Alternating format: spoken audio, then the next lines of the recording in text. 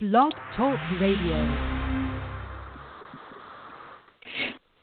Mi chiamo Afurakani, Afuraitkaitnit, Neye EGUA, Medinde Odwirafo, Kwesi, Nehem, Ptah, Akhan, Akwamuman, Amaruka, Atifi, Odwirafo, Odwiraman, Mu. Greetings to all Afurakani, Afuraitkaitnit people, meaning Africans, black people. Today is EGUA Day, Marketplace Day. My name is Odwirafo, Kwesi, Nehem, Ptah, Akhan. Odwirafo of the Akwamu nation in North America, within Odwiraman, the purified nation, Afurakani, Afuraitkaitnit, people in the Western Hemisphere. Yet I say we thank you for tuning into the broadcast once again. We've opened up the chat room. If you have any questions or comments and you'd like to interact in the chat room, you must log in as a user in order to interact. If you have any questions or comments on the phone line, simply hit the number 1 so that we can see that your hand is raised.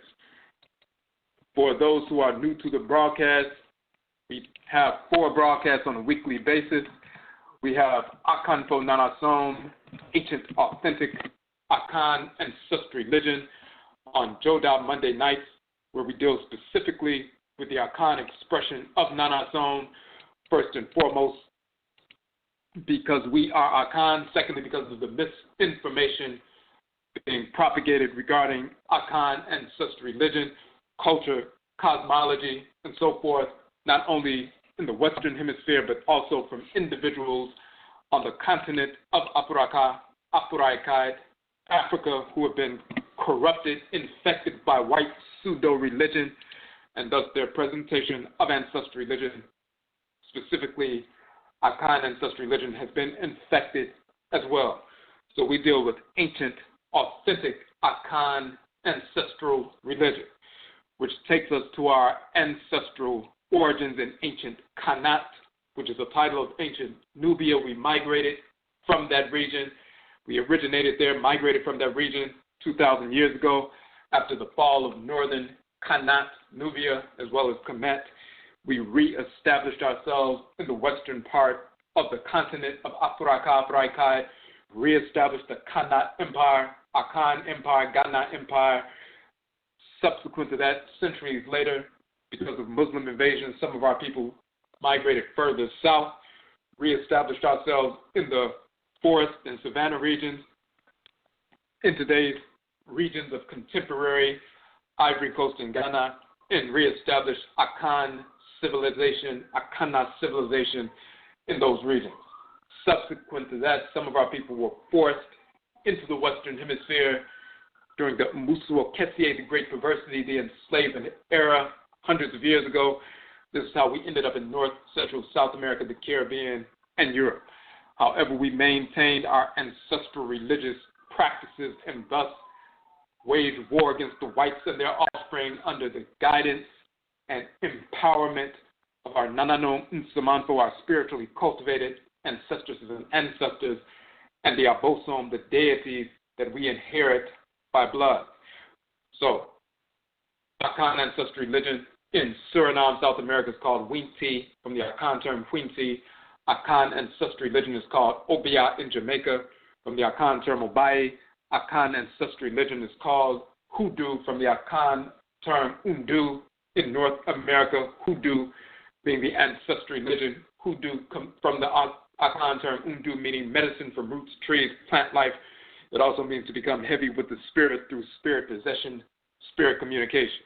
And we find these same terms in the language of Khanit and Kemet in the Medu, through the hieroglyphs, Undu meaning medicine from roots, trees, plant life, also meaning to become heavy with the spirit. So this is what we deal with on Akhanto Nanasom, ancient authentic Akhan ancestral religion. On Abinada Tuesday nights, we have Ojira, which means purification. We deal with ancestral religion in general, not just the Akhan expression, but ancestral religion in general and how it impacts every aspect of our lives as Afuraitkaitnit people wherever we exist in the world. Ancestral religion, in essence, is the ritual incorporation of divine law, the ritual restoration of divine balance. That means through ritual we incorporate those things, objects, deeds, and entities we need to incorporate in order to harmonize our thoughts, intentions, and actions with divine order. And through ritual, we reject those things, objects, deeds, and entities we need to reject in order to restore balance to our thoughts, intentions, and actions, and thus realign ourselves with divine order. So the ritual incorporation of divine law and the ritual restoration of divine balance, these are the expansive and contractive poles of ancestral religion. We state that Ojira, purification, operationalizes Nanasom. Purification operationalizes our practice of ritually incorporating law and ritually restoring balance to our thoughts, intentions, and actions as we seek to execute our function in creation on a consistent basis, on a regular basis, day to day, moment to moment, and so forth. We seek to align every thought, intention, and action with divine order every moment of every day. This is our ancestral amamre. This is our ancestral culture. Our way of life is Afurakani, Afuraitkaitnit people.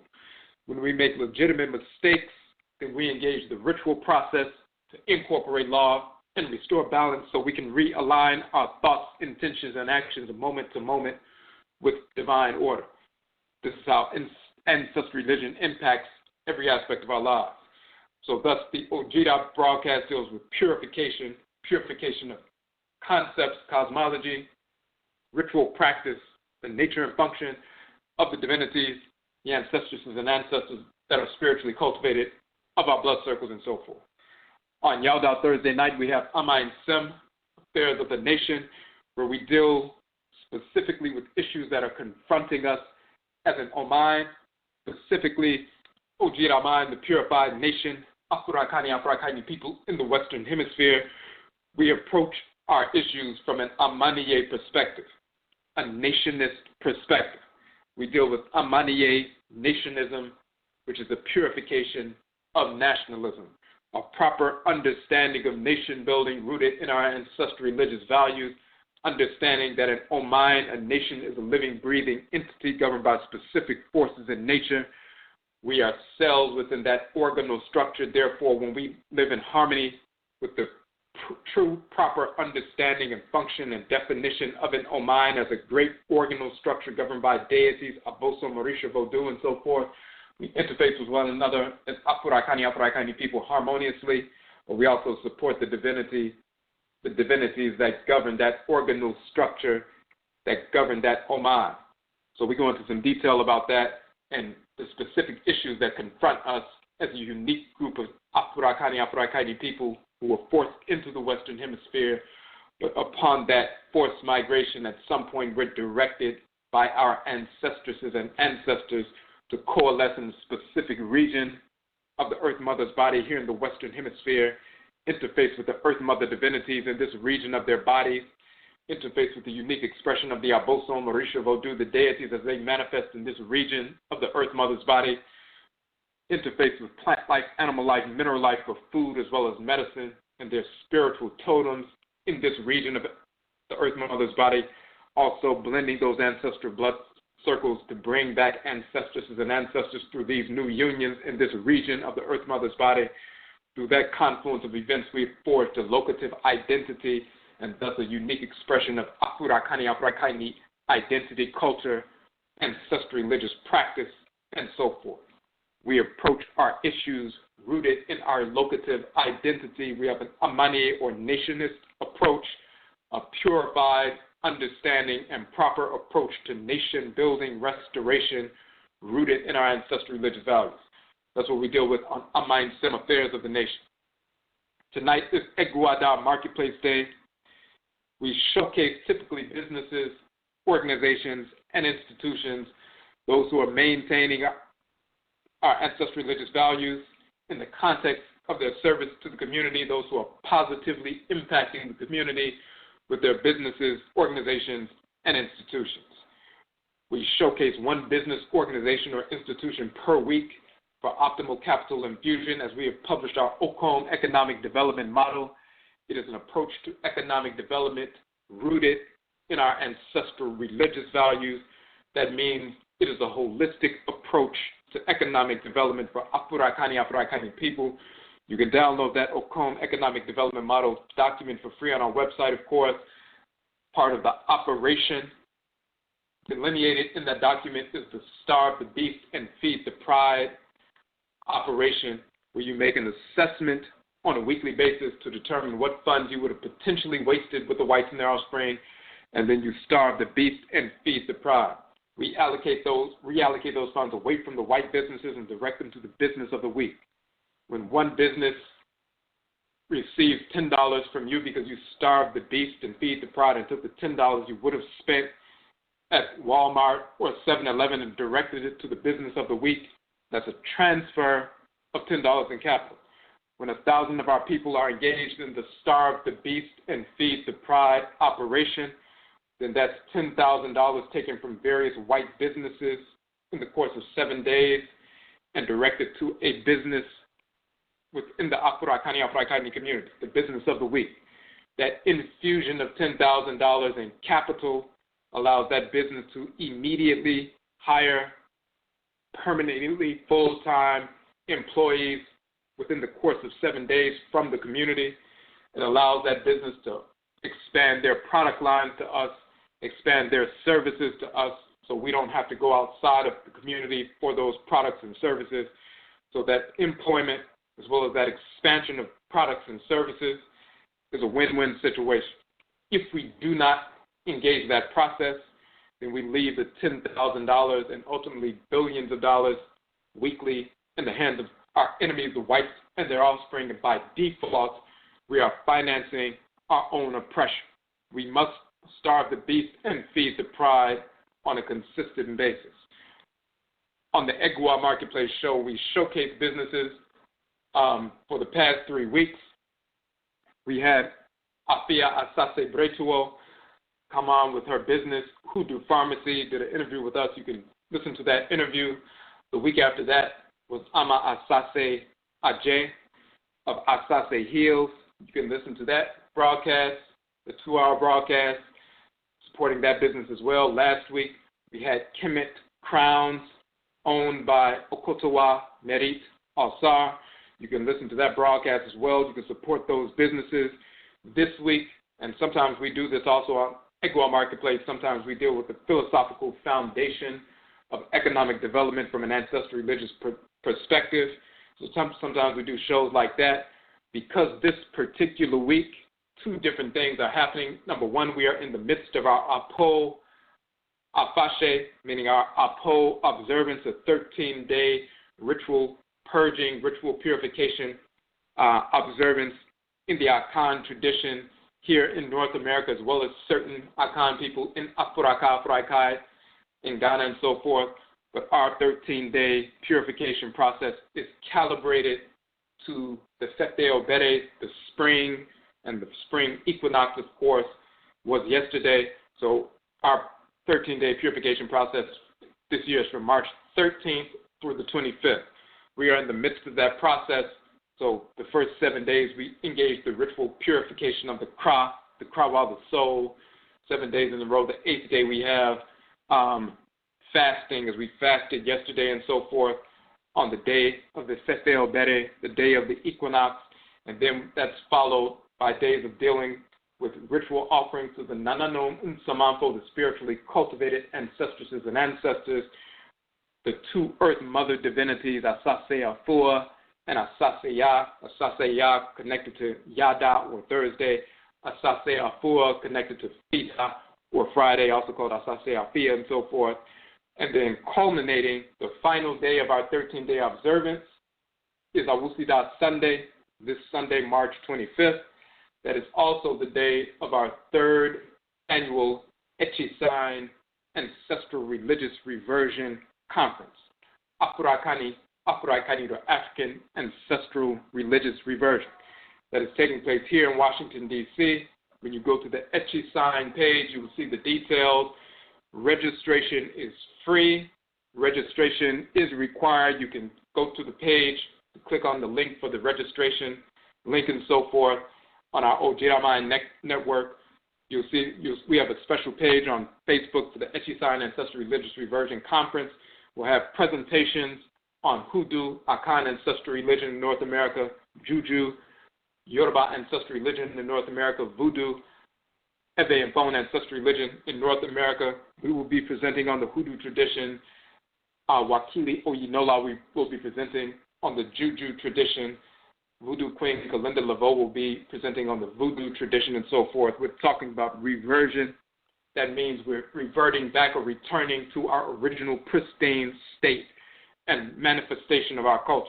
What we brought in our blood circles here 300 years ago and maintained, not dependent on anyone outside of our direct ancestral blood circles for our ancestral religion. We have preserved our traditions in our blood circles intact for hundreds of years here in North America. These are the traditions that empowered and guided us to wage war against the whites and their offspring, taking up metal armaments as well as chemical and biological warfare, root work being the precedent established for chemical and biological warfare to be used against our enemies, the whites and their offspring, to massacre them, and fourth, the end of enslavement in the Western Hemisphere through warfare.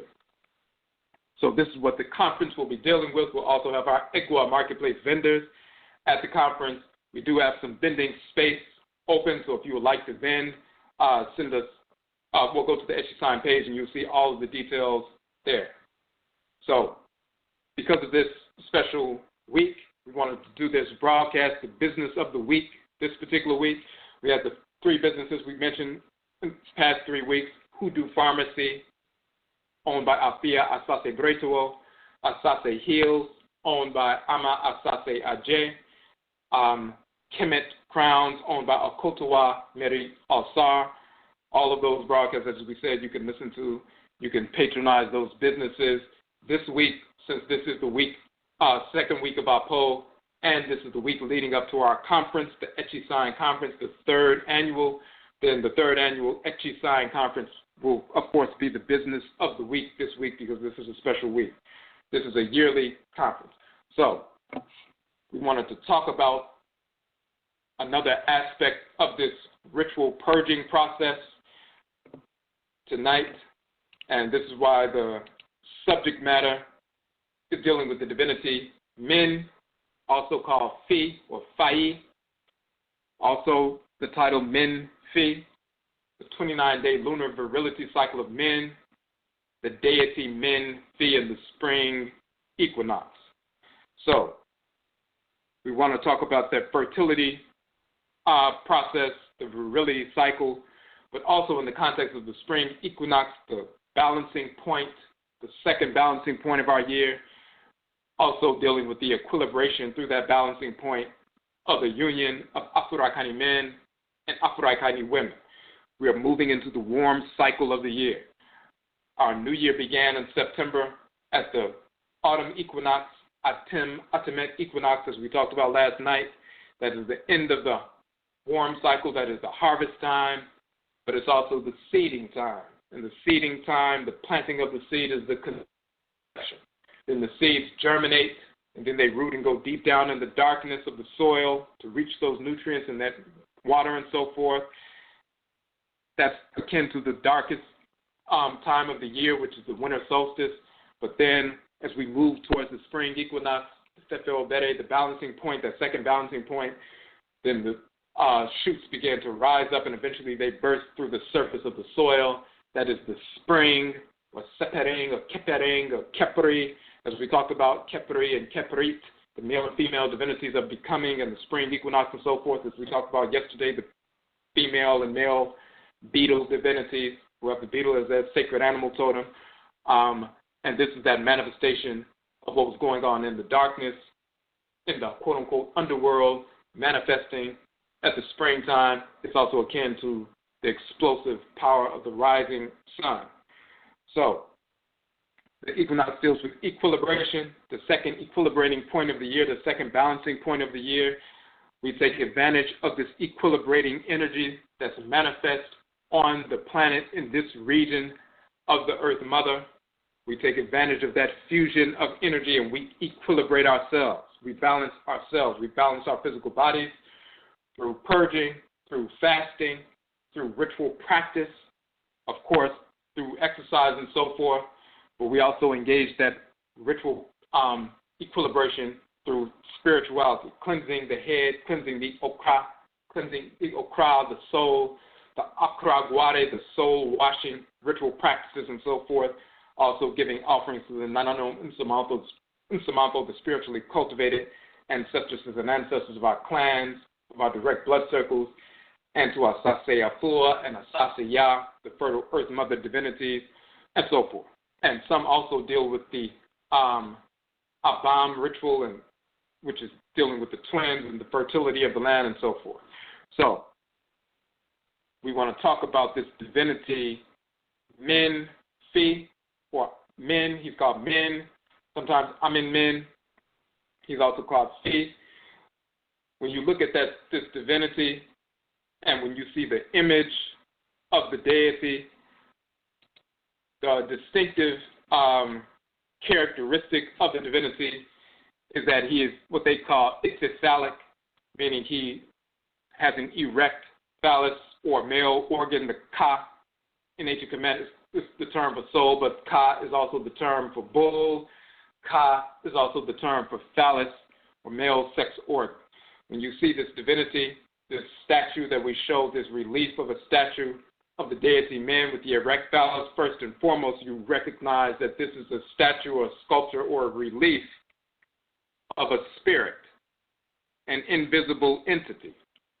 When you see a spirit or an invisible entity and you want to showcase what are the attributes of this deity, if someone gets possessed by a deity, unless you're clairvoyant, you don't see the invisible spirit, just like you don't see magnetism, but you feel the effects of magnetism. If you have two magnets on the table and they're the same like polarities are facing, and you place them near one another, they will repel one another. You can't see the magnetism. If you had some machinery that can pick up those electromagnetic field, you can perceive it then, or if you're clairvoyant, you can perceive the electromagnetic field. But if you're not particularly clairvoyant, you can perceive the electromagnetic field, but you feel its effects, and our bodies are dependent on electromagnetic energy. We have our own electromagnetic field. In the same sense, unless you're clairvoyant, you don't see the spirits of the ancestresses and ancestors just on a regular basis, unless you engage in ritual practice so you can open up that eye so you can see. You don't see the deities when they possess, but you feel the energy moving through the person and they communicate through the person and so forth.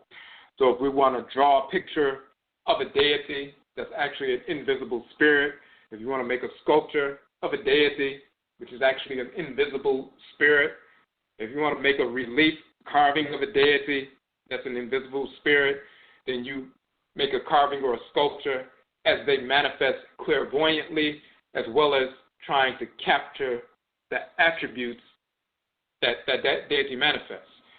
Since Min is the divinity that deals with fertility and also virility, gives us the capacity to impregnate, inseminate the female so that we can, copulate and eventually have children and so forth. That force that allows us to move in that fashion, generating that power within us to release that life force energy so that we can release the sperm cells so that we can have, so conception can take place. Min is that force, also called Fi. So, of course, they're going to show him with the erect cote or the erect phallus constantly inseminating creation. Sometimes he's shown as the great Ka or the great bull, and then Tet Heru is shown as the great cow in the heavens, and the great bull and the great cow, the great Ka and the great Kayet come together to conceive, the universe and so forth. So you see Min as the one who's constantly, as the great bull in creation, he's called Heru Kapet, the great chief, the bull of the sky, the bull of heaven, constantly inseminating the great cow of heaven to give birth to all of creation. So he's constantly inseminating, constantly creating all aspects of creation. This is why he has an erect cote or phallus, constantly inseminating the great cow mother. So she's constantly conceiving and constantly giving birth and renewing all of creation. So, of course, he's going to be shown in that fashion. But that's directly related to this time of the year that's equilibrating, the time of the year that's dealing with fertility, the time of the year that's dealing with virility. So we're going to go to a specific section in the OBARIMA Afurakani Manhood book.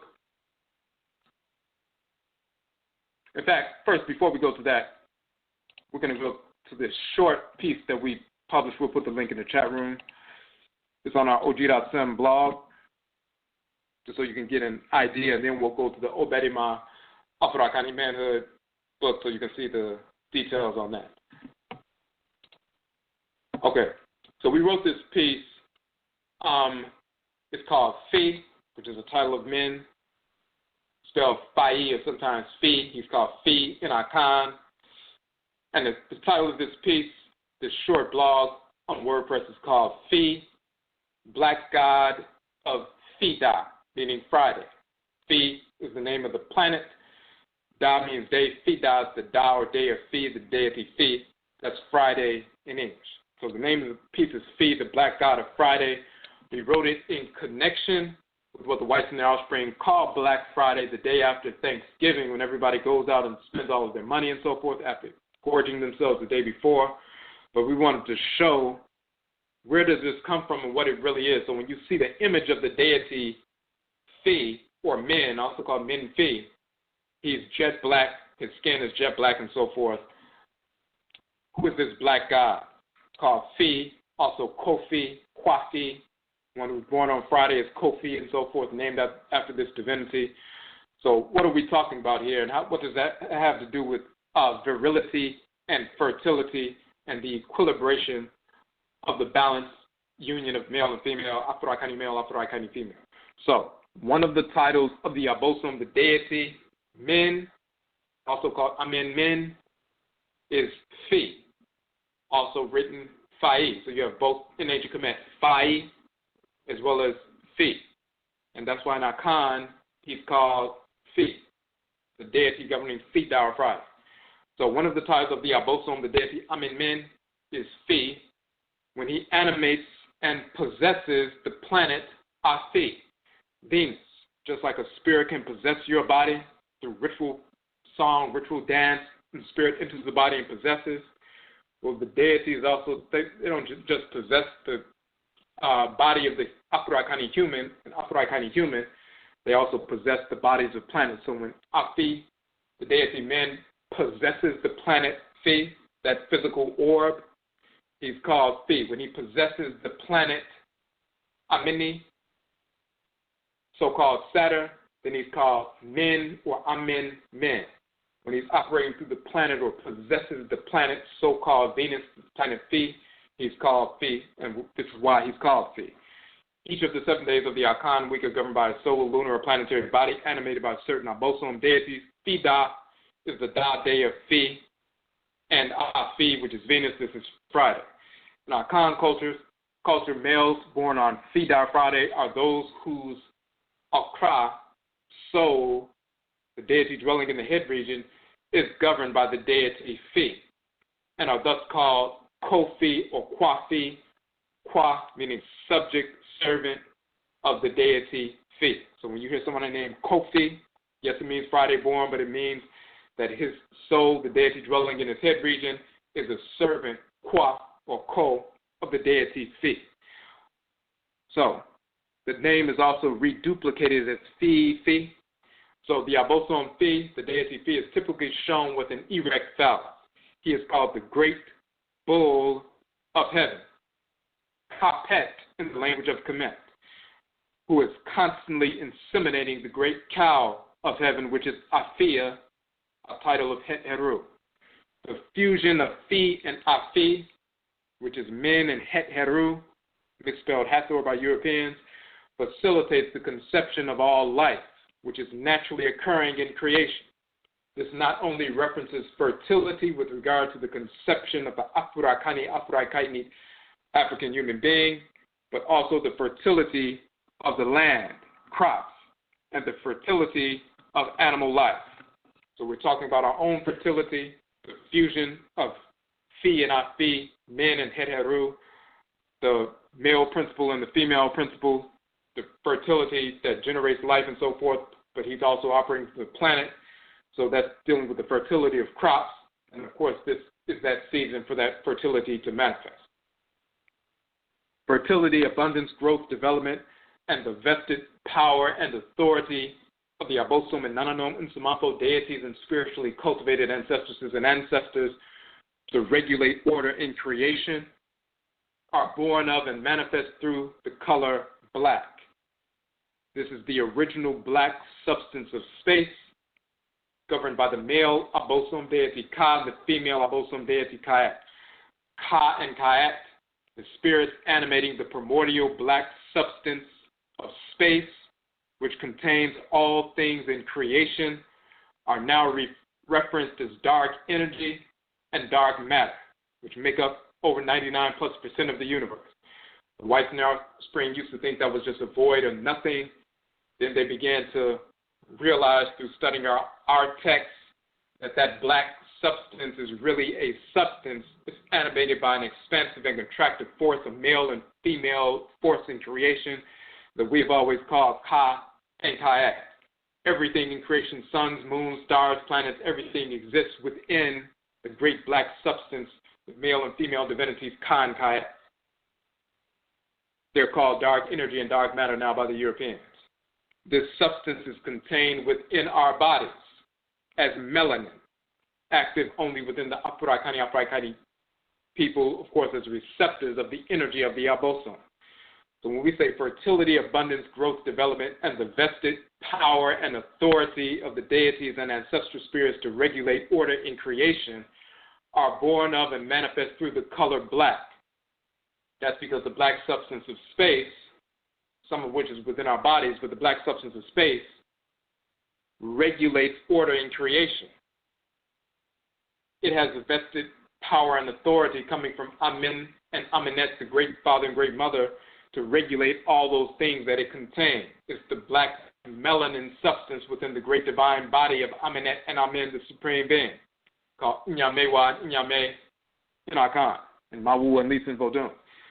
So, because the black substance of space is that primordial substance animated by those two divinities that regulates all things in creation, because everything in creation is within the black substance, floating within the black substance, then the black substance in your body, within which your organs and glands and substances are, and structures are floating within, that black substance is regulating, including your neuromelanin, is regulating order within your body. It's also coating your nerves and so forth in your bloodstream, regulating order within your body. The blackness within you has the vested power and authority to regulate order within your creation. Just like the black substance outside in the manifest as the great body of the Supreme Being, has the vested power and authority to regulate order in creation. And the various other deities are born of that black substance. Now, of course, we said the great god Fi is thus manifest as the great black god of Fida, or the day of Fi, Friday. He who animates the masculine aspect of the planet Fi, so-called Venus. We can therefore see the corruption of Black Friday as a time of inseminating the economy with the greatest flood of resources on this day, after having consumed the produce from the cultivated fields and the meat of the domesticated animals the day before, which was Thanksgiving. Every Fida, however, every Friday is Black Friday for Odwirafo, for black people who are culturally aware. It is a time to invoke Fi and Afi, or men and Het Heru, men as well as Menmenit, ritually. It is a time to flood our own economy with resources necessary for our ancestral nation-building restoration and the defense of Obosom, the black nation. So every Friday is connected to the great black god Fi, and the day of Fi is Fida, or Friday. So every Friday is Black Friday for black people, governed by Fi, that manifestation of men through the planet Venus, Afia, the manifestation of Het Heru through the planet Venus as well, the male and female aspects of it. So we should be recognizing every Fida or Friday as that fertile time to inseminate our own economy. So when we get paid, we receive something green on Friday. Money is green because it has to do with resources and produce and cultivation and so forth. That's why they give it that color and so forth. So when we receive or harvest our produce or cultivate that greenery, the vegetables, so to speak, on Friday, and we have these crops, this produce, we need to utilize that to benefit our Oman. And of course, a couple of days before, we announce the business of the week so that we can utilize the funds we receive, the greenery we receive, to support that business, as well as other black businesses as well. Every Fida, every Friday is Black Friday. Now let's go to OBARIMA, Afurakani Manhood, to the sixth section of the book. Each one of the 7 sections of the book are governed by the solar, lunar, and planetary bodies that govern the 7-day week. The 6th day of the week is Fida. The 6th section of the book is connected to the planet Phi, so-called Venus, and the divinity that governs that. And the principal value of the 6th section is directly related to that. So when you get to that page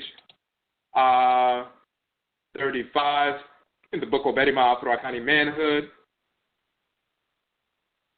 you will see that the principal value is directly related to the energy of the planet Afi or Venus. The principal value, the 6th principal value of OBARIMA, Afurakani Manhood. And by the way, we also have our book OBAATAN, Afuraitkaitnit Womanhood. It is also in 7 sections, also governed by the solar, lunar, and planetary bodies that govern the 7-day week on the feminine side and so forth. So we have these complementary volumes, these complementary books. Of course, we just did our Happy retreat in South Carolina in February, where we did the OBARIMA Afurakani Manhood workshop and the OBAATAN Afuraitkaitnit Womanhood workshop. We'll be doing that again in May on the Memorial Day weekend in Treme, New Orleans. I'll be conducting the OBARIMA Afurakani Manhood workshop. Voodoo Queen Kalinda Laveau, who's based in New Orleans, will be doing the OBAATAN Afuraitkaitnit Womanhood workshop. We'll also have the joint sessions, Ptah, as well as other joint sessions as well during that weekend. So you can sign up for that retreat. We have a few spaces left. So we have these balanced books, these complementary books, the 7 principal values of manhood and womanhood. When you get to the 6th principal value that's connected to the day, Fida, Friday, and so forth, the 6th principal value of OBARIMA directs us to marriage. Participate fully in the divine order of creation through uniting with the Afuraitkaitnit female, who is your balance. And then we go into the chapter talking about our feet. But first and foremost, when you look at the previous 5 principal values, the first value of manhood is order. Recognize the divine order of creation, the balance of male and female. That foundational relationship is Amene and Ameneda, or Nyame and Nyamewa. Everything streams from the balance of the great mother and the great father, supreme being.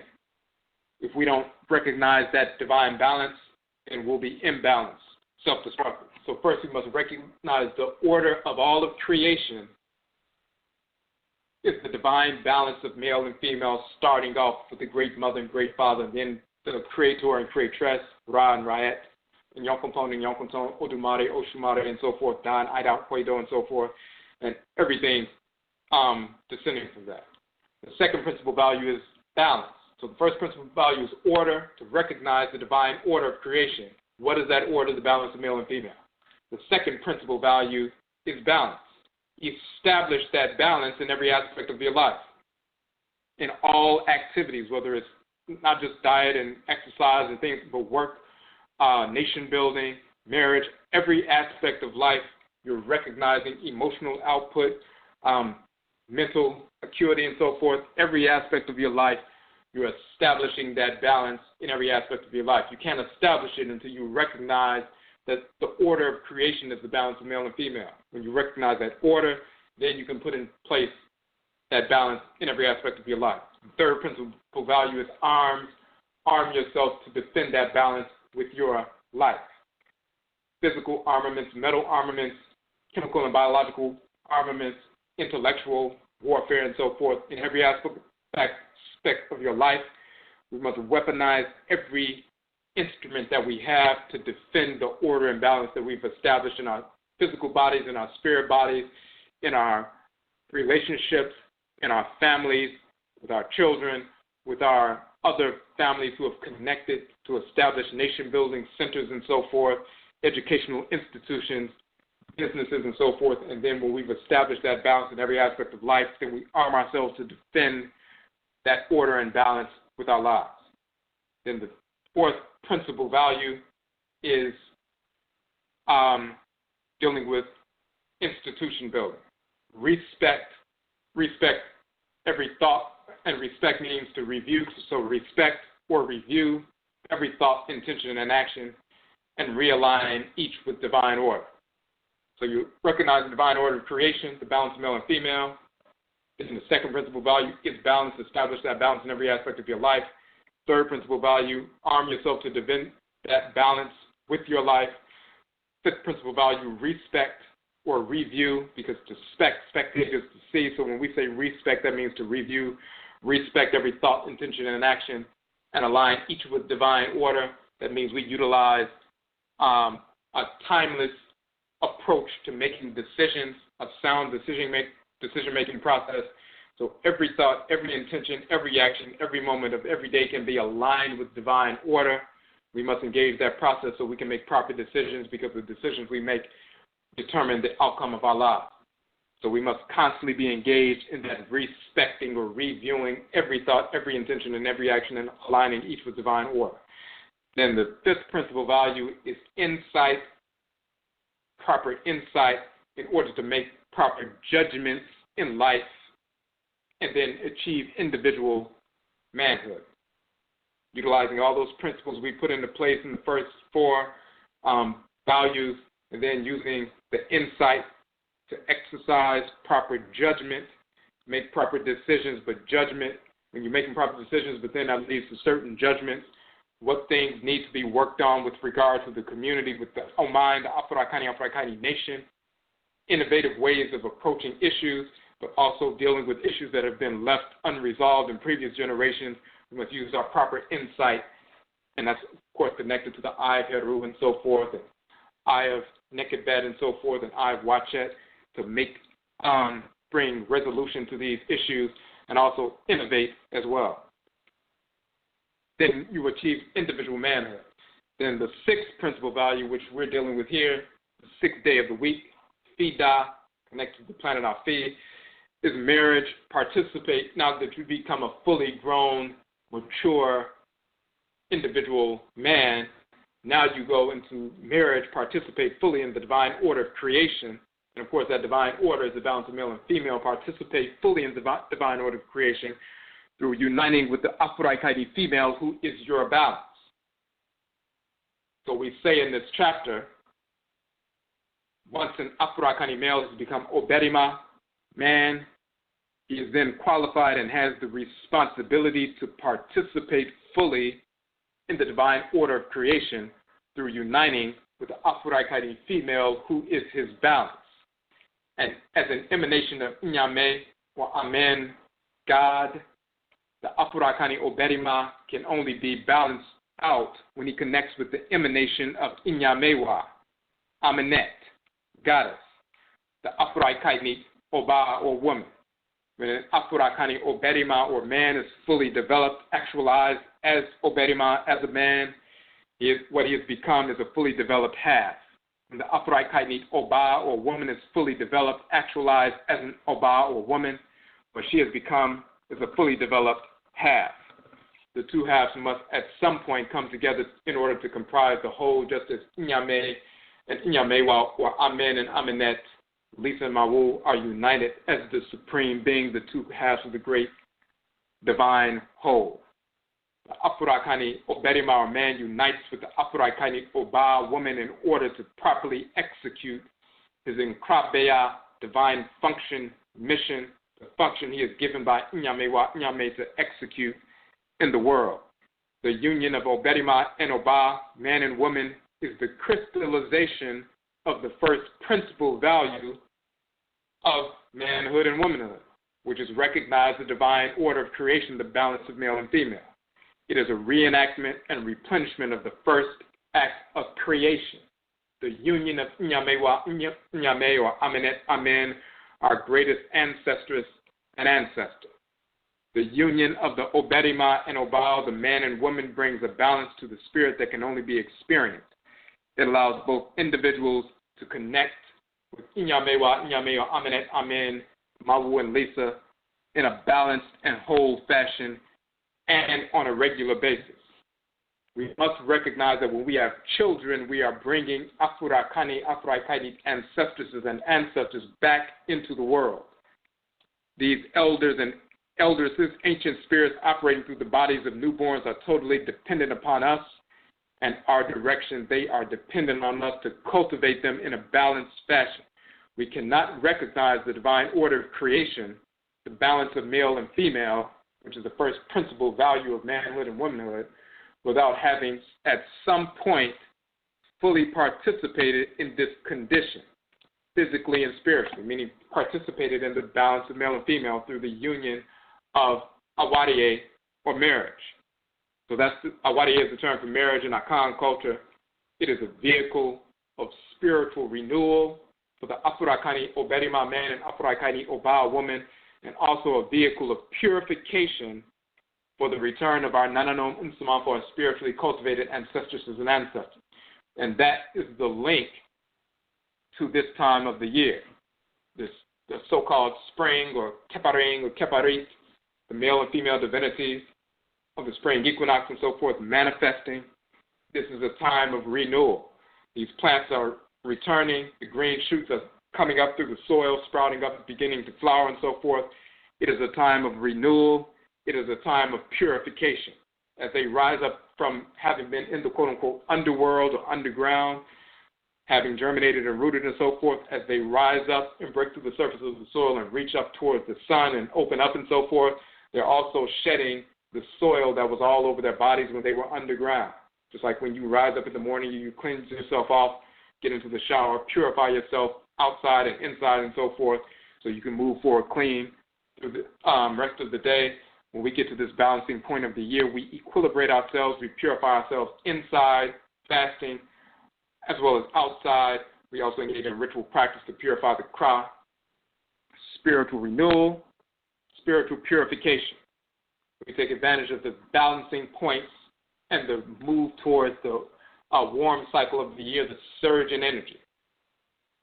This Awadiye marriage is a vehicle of spiritual renewal for the Afurakani man, Afuraitkaitnit woman, and also a vehicle of purification for the return of the Nananom Unsaman, for the spiritually cultivated ancestresses and ancestors through the marriage process. We purify ourselves, we balance ourselves, we establish that firm foundational relationship. Now we create a purified vehicle. An ancestor or ancestress or more than one can return through that purified vehicle, and they understand now that once they get into that womb and they become, newborns and so forth, they are in good hands because the parents have purified themselves so they can raise that ancestor or ancestress up into the kind of individual they need to be. Now, when we talk about men and this spiritual renewal and this cycle and so forth, men being a deity of fertility, men is connected to the new moon. And there's a festival of men called the procession of men, or the going forth of men, when the statue is brought out into the fields and so forth, while the Ptah, so-called pharaoh, or Ainsu, the king, the sovereign, is cultivating the field under the watchful eye of the divinity men, showing his capacity to plow the field just like men is plowing, quote-unquote, the field through the copulation act to connect with the great mother, earth mother divinity and so forth as well. So when we see that happening, he's connected to the new moon and the crescent moon and so forth. So when you see the new moon and the crescent moon, you also see that same crescent right inside the horns of the great white bull that is the sacred animal totem of the deity Men or Fi. He's connected to the new moon, and he's called the protector of the moon. So the deity Fi, who is also called Men, is the protector of the moon, the beginning of that lunar cycle.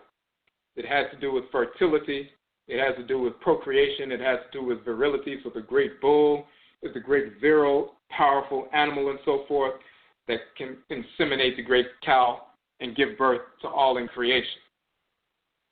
The men cycle is directly of the new moon, beginning with the new moon, is also directly related to the men cycle, the cycle within men. Men have a 28, 29-day cycle, hormonal cycle, directly related to the Osorane or the moon, just like females have a 28, 29-day cycle directly related to the Osorane, to the moon. The whites and their offspring only have done a smattering of studies with regard to that, and typically doing studies on the whites and their offspring. We don't have to, and they come up with mixed results, but they know that there is a relationship between the lunar cycle, the connection between men and women and the lunar cycle, and the hormonal changes that happen within the man during that cycle with regard to his levels of testosterone and so forth.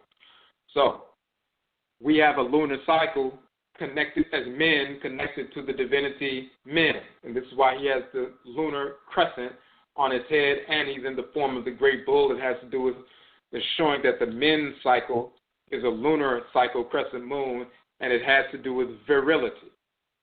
That's why it's the bull. It has to do with copulation and so forth. And the capacity to copulate has to do with testosterone, but that testosterone also has to do with aggressive, fiery energy. Higher levels of testosterone make you more aggressive and fiery. When they begin to lower a little bit, you become more cool and receptive and introspective and internalized. While the testosterone levels are high, you're more externalized and so forth.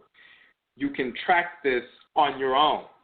When you track this on your own, especially if you engage in a period of ritual celibacy for 365 and a quarter day cycle, allowing your body to go through the entire solar cycle, through all the various seasons and the different lunar phases and so forth, you can track the shift in energy, life force energy, that of your body as it's going through these cycles, and the effects that it has on the expansive nature of that men cycle and the contractive nature of that men cycle. What you will find when you track that during that celibacy period, and even if you're not engaged in celibacy, but the celibacy period is key because it's much easier to track it, because sometimes if you're engaged in sexual activity, the testosterone levels spike, and then when you make it habitual on a consistent basis every day or more than once a day and something like that, then sometimes you can't tell if you're having a shift in the hormonal cycle just based on the fact that your hormones are shifting in connection with the natural cycle, or if it's something that you've made habitual and it's an artificial shift. Or it's no different with food. Your body is naturally hungry at certain points when it depletes its, resources, and it needs some more minerals and needs some more vitamins and so forth, and your body calls out for food and you become hungry and you go, replenish yourself. If you're naturally, desirous of food in the morning and so forth, you replenish yourself. Then later in the afternoon, there's some depletion, so you need to replenish yourself. Then later in the evening, you do the same thing. That can be a natural cycle. But if you're at a job and you're working and you eat breakfast in the morning, and then around 10:30, you get into this habit of getting a snack going downstairs and getting a snack from a vending machine or a newsstand or something like that. Then you have lunch, but then around 3 o'clock, 3:15, you go and get a snack once again, and then you go home later in the evening time and eat dinner. Then at some point, you create this habit, this artificial desire. Every day around 10:30, you start salivating, you desire some food. It's not because your body naturally needs the food. It's because you've created a habit, and now you have an artificial desire because you've conditioned yourself to do that. And the same thing is true with regard to the sexual activity. If you get into a specific habit, then those testosterone levels are increasing. It may be out of a real cycle. So it's a little bit more difficult to determine. You have to be really focused to determine if you're sexually active, if this is part of a natural cycle or if it's part of a conditioned cycle. But if you go through the celibacy piece or an entire 365 and a quarter day cycle, entire solar cycle, you can mark yourself. You don't have to wait on some little study of the whites and their offspring to verify what's going on. You verify it yourself in connection ritually with the divinities, the forces of nature that govern you, and you see the effect that the different seasons, but also the lunar cycles have on your life force energy, on your virility, on the sanctuary, the shrine of the deity men within your body and so forth, the reproductive area as he operates as the divinity Fida, operating through the reproductive area and so forth. You can track that on your own, mark it off on your calendar, and when you look back over that calendar, you will see that part of that 28, 29-day lunar cycle, one half of it you're more aggressive, more externalized, more focused externally and so forth. But then the other half of that lunar cycle, you're more introverted, more contemplative, more internalized, more focused on that kind of internal work, study, those kinds of things. But then the other half of that lunar cycle, you're more externalized, more aggressive, and so forth. And then there are gradients in between and mini cycles within that during the day. Some parts of the day, of course, when the sun is out, you're more active and externalized. When the sun sets, our body follows that cycle and you're more introverted and internalized. But then when you look on the greater lunar cycle, the same thing happens. And there's a shift or an increase in that testosterone or a decrease, and that manifests in that lunar cycle. It affects not only your focus, but it affects also your emotional output. It affects the way you emote, the way you operate, the way you contextualize certain things. So when you're aware of that and you're conscious of that, then you can make proper decisions. When you're aware of that or conscious of that, when you have a surge in energy, you know when you're having a surge in energy and why. It's no different than certain times of the day or certain times of the year. You know you're going to get hot when it's hot outside during the summer. You know it's cold in the winter. When it's very cold, you know your body can be shaking. You're trying to, move and generate some heat to keep yourself balanced and so forth. Keep your, temperament balanced and so forth. You know that because that's very obvious. But when you have shifts in your hormonal output throughout the course of a lunar cycle, you may not have recognized that, but you may notice a pattern that at certain times of the month, you're more externally aggressive, you're more aggressive in communication, even arguments and so forth, or engaging in arguments where another portion of the month, other half of the lunar month, you're more likely to just let things slide, not jump into arguments and so forth, or debates or that kind of thing. When you start noticing patterns, you know there's a shift in ebb and flow in the hormonal secretions, the generation, the expansion of testosterone, the contraction of it. And so then you can determine and understand what's taking place, and you don't have to be controlled by those shifts. You can recognize those shifts and ride them out in a harmonious way. That's directly related to the way that we emote. That's the way we express our life force energy in a specific manner. That directly relates to how we interface with our Afuraitkaitnit woman, our other half, our complementary opposite, our divine complement and so forth. We know about women having a menstrual cycle. We know about the shift in, hormones and the shift in the way they express themselves at certain times of the month. But then people never associated that with men. But when we understand that, then we know that if there's a shift and there's a surge in energy, you feel like you need to operate or act in a certain way. You don't have to act in a certain way. You just recognize there's a shift, and then you operate harmoniously based on that shift. And you make proper decisions even though the shift has occurred. You don't stop making proper decisions just because you have a surge in energy and you discard intelligent, wise decisions and just jump out there and make crazy statements or engage in crazy behavior or self-destructive or risky behavior just because you're full of energy and full of, fire or testosterone. You recognize the shift has come, recognize the fire has surged, but in the context of that fire, sitting within the context and the center of that fire, you still make good decisions. Proper decisions rooted in our decision-making process that's timeless, that we list out in our book, OBARIMA, Afurakani, Manhood, as well as Womanhood. So when you understand that cycle, and you can track that cycle and prove that shift. And we recommend that every Afurakani man or OBARIMA go through that process, the ritual celibacy process, go through that whole solar cycle so you can feel the shift in energy, so you can learn to regulate that flow of energy within yourself, your life force energy and its expressions. You learn how to regulate that harmoniously. You regulate your emotions so you're not self-destructive, making foolish decisions or childish decisions or immature decisions and so forth. You don't negatively impact your divine harmonious complement, your wife or the woman who's going to be your wife and so forth. You don't negatively impact her because you don't know how to regulate your emotions. You're still operating like a child. Of course, children don't know how to regulate their emotions, but they learn how to do that, not dealing with suppression, but recognizing the full expression of those emotions or externalized energy and how to regulate them harmoniously and use them to the best benefit. But if you don't operate like a mature adult, then you'll either suppress things and implode, or you allow things to be released in a negative fashion and you explode, and various gradients in between. But when you know who Min is, that deals with fertility, but also virility, but also having to do with the manner in which you communicate. So then we can balance our thoughts, intentions, and actions. That's part of that process.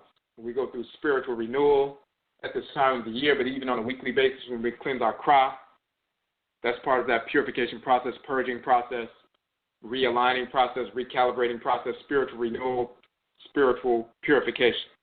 So we can constantly, as we say, align every thought, intention, and action with divine order every moment of every day.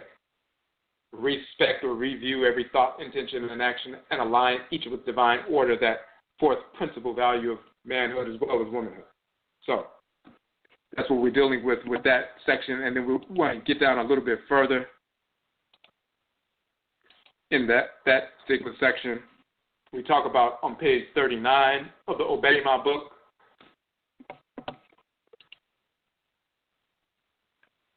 On page 39, hold on one second.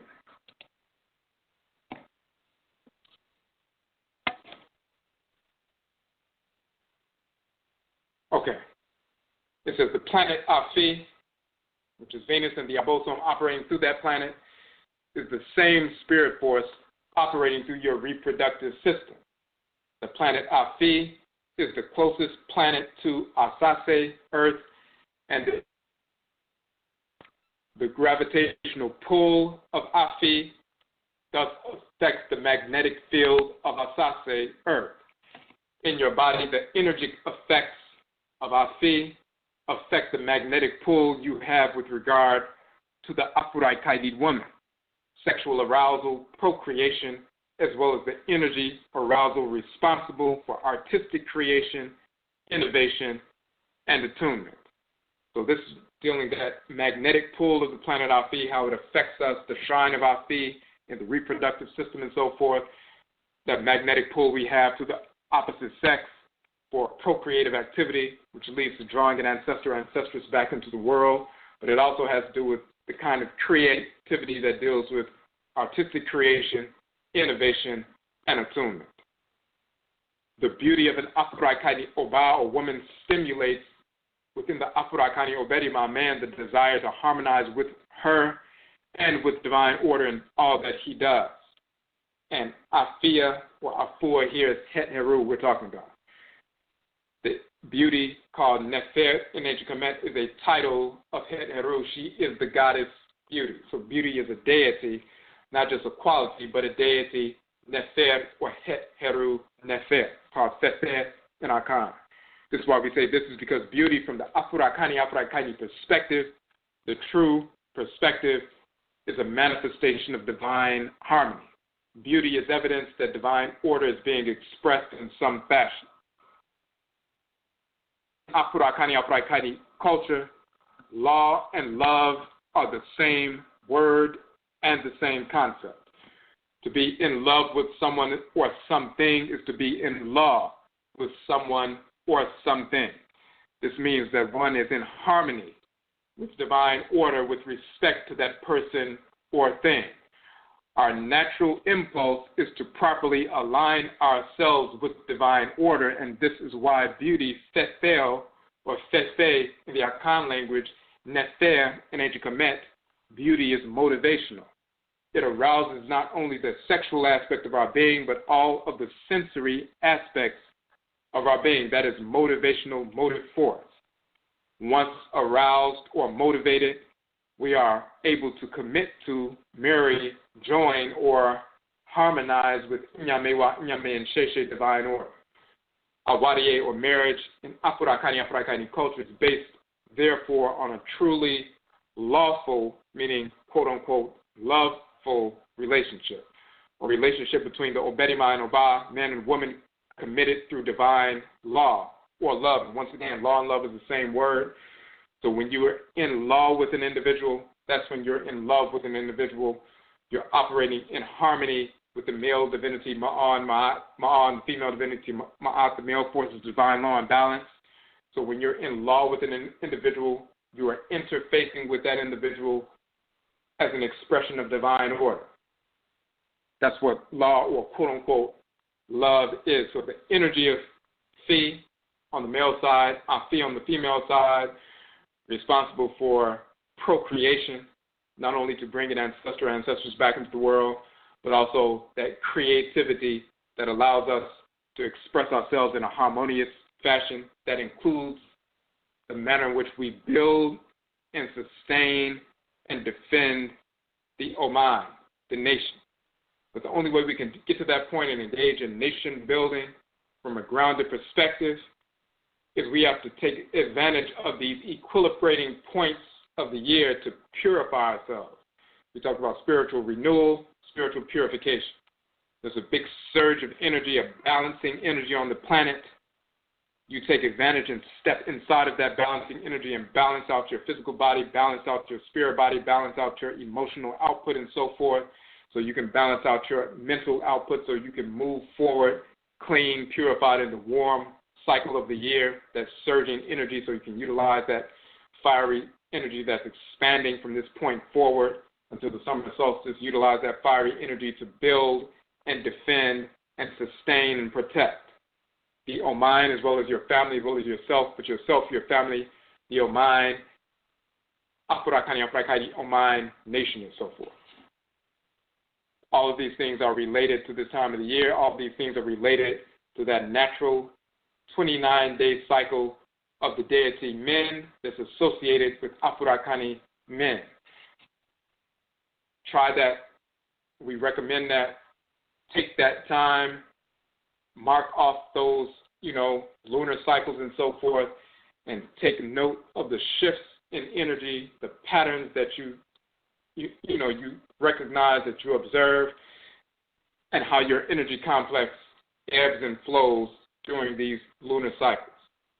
That will put us in a much better position. We'll move much further, much quicker, much more in a much more harmonious fashion when we balance out our emotional output, because that affects the way we contextualize things intellectually and so forth. Sometimes we'll make foolish intellectual arguments based on foolish emotions and so forth, and we're trying to cover up certain things that will otherwise expose us, and we'll have a bruised ego and so forth. So the intellectual capacity of somebody is directly impacted, not just by their capacity for memorizing information, but also if they have negative emotional expressions, or they're emotionally unstable, then that will render their capacity to be authentic intellectually. It can render it void, as a matter of fact, or greatly diminish their capacity to be authentically intellectual, because they're trying to utilize their quote-unquote intelligence to hide or cover or divert from some emotional instability. And that causes problems in all kinds of relationships, as well as nation building, restoration. You don't want to engage with other individuals in nation building when they are emotionally unstable. We see the effects of that. Because just in general, we see the effects of that because we haven't been engaged in nation building in the real sense. People are not grounded. They're emotionally unstable, mentally unstable, and then they're seeking to rename themselves, recast themselves, go on the internet and so forth, you see brothers who are, manufacturing just little cultural names, throw a little cultural name as a username. They were shunned from their families and so forth all of their lives, but they throw up a little username like Aakhuamuman or something like that, memorize some information that they heard some other speakers spout out or write about, and then they put that on their page, and then people start thinking that they're deep, and then they generate a little following. But then they have to hide the fact that they are emotionally unstable and mentally unstable. And then people start trying to nation build with such individuals like that who just have a great deal of defense mechanisms because it's all a facade. You can't nation build with individuals who are fundamentally, emotionally, mentally, and spiritually discordant, disaligned, or unstable. But first and foremost, we must stabilize ourselves. When you stabilize yourself, have a good relationship with Samanfo and the Obosom, your spiritually cultivated ancestresses and ancestors and the deities, then you can perceive who's really unstable under that facade, no matter how effective they are at articulating some manufactured identity, some pseudo-identity. You can attune to them and recognize the spiritual discordance up front, and then you just reject them and don't connect with them at all. And the same is true just across the board with different individuals or groups or organizations or whatever it is. So that's the information we wanted to cover tonight. So this is one of those EGUA Marketplace broadcasts where we didn't, of course, have a guest showcasing a business, but this is a special week. Sunday, Awusida, is our AKYISAN Ancestral Religious Reversion Conference. So if you would like to come out to that conference here in Washington, D.C., look at the information on the AKYISAN page. Registration is free. Registration is required. You can register via the AKYISAN page on our website. There's a special AKYISAN page on Facebook as well. We will have our EGUA Marketplace vendors. We'll be giving away a free copy of our book, AKYISAN, the new book, to everyone who attends. There will be vegan food vendor there as well as other vendors and so forth. Also, because we're having that conference, AKYISAN Ancestral Religious Reversion, this is the business of the week for this week, leading up until the weekend. Starve the beast and feed the pride. And the way you can support the business, a couple of ways. You can go to our Nhoma page. We have 29 books. The softcover versions range between $8 and $11, but the ebook versions are free downloads. If you support the work that we do, Starve the Beast and Feed the Pride, purchase some books, or contribute to our AKYISAN Ancestral Religious Reversion crowdfund. We established that crowdfund specifically for the conference. This is the first time we had a crowdfund for the conference this year, 13,018. Previous years we didn't have that, but this is to assist in the increased cost of the venue and other logistical expenses with regard to travel for the presenters and so forth. So take a few minutes. We've only had about 15, something like 14 or 15 people who contributed to our crowdfund effort for AKYISAN Ancestral Religious Reversion. We have thousands of people, 4,500 people on average now who download our books on a monthly basis, over 55,000 free books downloaded over the past 12 months. So certainly we have more than 15 people who, have benefited from the work. If you have benefited from the work, you can go right now to the AKYISAN Reversion Conference crowdfund page. Any donation is welcome, and you can receive a free copy. Well, you'll receive a copy of our AKYISAN book when it's published this weekend. In return for your donation, we ship it out to you. Just leave your, contact information, your mailing address when you make the donation via the site. Or if you purchase some books, that also helps with the work that we are doing as well. So, one other announcement, the Kakayat Soul of Hoodoo and Voodoo retreat on Memorial Day weekend in Tremaine, New Orleans. Myself and Kalinda Laveau, we have a few spaces left. We most likely, as we said in the previous broadcast, may be able to close the registration this week because some people stated that this is the week that they're going to, use that tax-free funds to register for that particular event. So we have a few spaces left. If you would like to reserve your space, go now to the Kakai Soul of Hoodoo and Voodoo Retreat page on our website. Reserve your space. Look, we have the discounts for married couples. We promote that as a 50% discount. We also have the 50% discount if you like to use 50%, put down 50% of the registration fee to reserve your space, and then a couple of weeks later you can pay the other 50% to complete your registration. But you can reserve your space with the 50% down today. So we only have a few spaces left there, first come, first serve. If you have any questions, just hit us up on Facebook, Kwesi Akhan, Odwirafo on Twitter, Instagram, YouTube, and so forth. So we're going to end the broadcast here. Yerase, we thank you for tuning into the broadcast. And Yebishiyab Yo, we will meet again. Hit up.